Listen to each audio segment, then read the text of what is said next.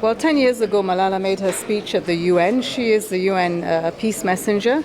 And this time she decided on her 10-year anniversary, she wanted really to make the advocacy for education here in this country. We have a large number of out-of-school children. We know that the quality of education is not what every child should have in this country.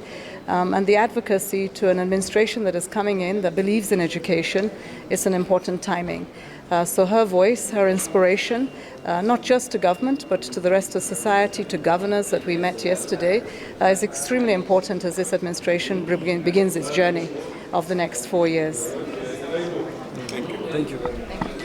Very lucky that I had the meeting with the Vice President, and he gave us his time, he gave us his support, and our ask here in Nigeria is that government, all states and all party members make a commitment to ensure that every child in Nigeria has access to a complete education, which includes senior secondary education as well, that every child has access to a free and quality education.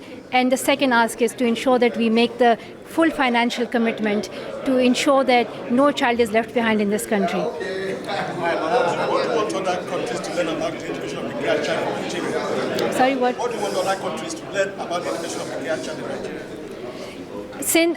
I have been to Nigeria 3 times. I came here in 2014 to show solidarity to the Chibok girls who had been abducted, and I was able to meet their parents as well.